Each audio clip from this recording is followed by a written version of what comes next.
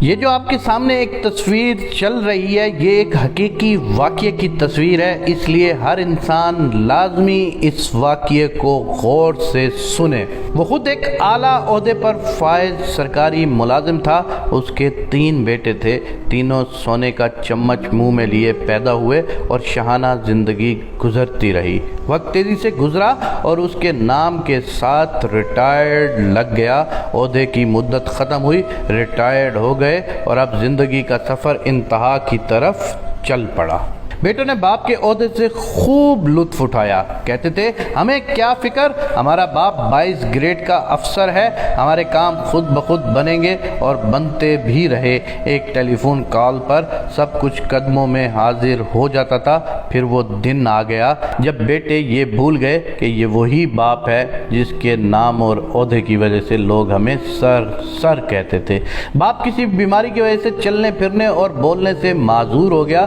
بیٹے کہنے لگے اب تو باپ کی کمزوری دیکھی نہیں جاتی۔ ایک بیٹے نے کہا کہ ابا کی جائیداد و مال کی تقسیم کرتے ہیں، نہ جانے کب ابا مر جائے۔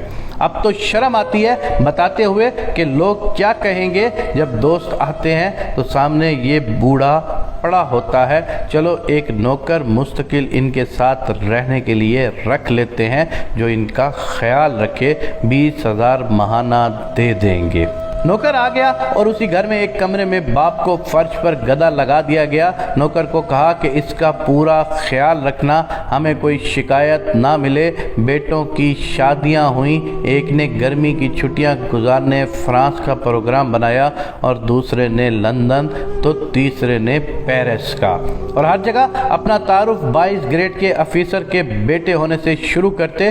نوکر کو تاکید کی کہ ہماری 3 ماہ بعد واپسی ہوگی، تم بابا کا پورا خیال رکھنا اور وقت پر کھانا دینا۔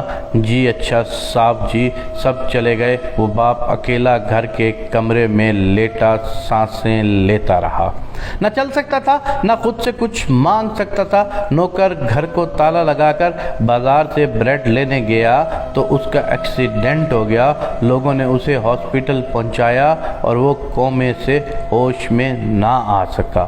بیٹوں نے نوکر کو صرف باپ کے کمرے کی چابی دے کر باقی سارے گھر کو تالے لگا کر چابیاں ساتھ لے گئے تھے۔ ملازم اس کمرے کو تالا لگا کر چابی ساتھ لے کر گیا تھا کہ ابھی واپس آ جاؤں گا۔ اب بوڑھا ریٹائرڈ سرکاری افسر کمرے میں لاک ہو چکا تھا اور وہ چل پھر نہیں سکتا تھا، کسی کو آواز نہیں دے سکتا تھا۔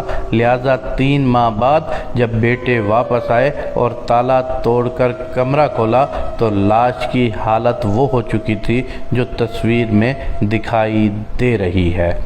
محترم خواتین و حضرات، عبرت کا مقام ہے یہ واقعہ۔ ہم کس طرح اپنی اولاد کے لیے حلال و حرام کی پرواہ کیے بغیر ان کا مستقبل سنوارنے کے لیے تن من دھن کھپاتے ہیں اور زیادہ سے زیادہ دولت جائیدادیں بنا کر ان کا مستقبل محفوظ کرنے کی کوشش کرتے ہیں اور سوچتے ہیں کہ یہ اولاد کل بڑھاپے میں میری خدمت کرے گی۔ اعلیٰ ترین غیر ملکی سکولوں میں دنیاوی تعلیم دلواتے ہیں اور دین اسلام کی تعلیم دلوانے کو توہین سمجھتے ہیں، جس میں سکھایا جاتا ہے کہ والدین کی خدمت میں عظمت ہے، ہر انسان جو بوتا ہے اسی کا پھل پاتا ہے۔ ہمیں بھی سوچنے سمجھنے کی اشد ضرورت ہے کہ ہم اپنی اولاد کو کیا تعلیم دلوا رہے ہیں، کہیں ہمارا حال بھی ایسا تو ہونے والا نہیں۔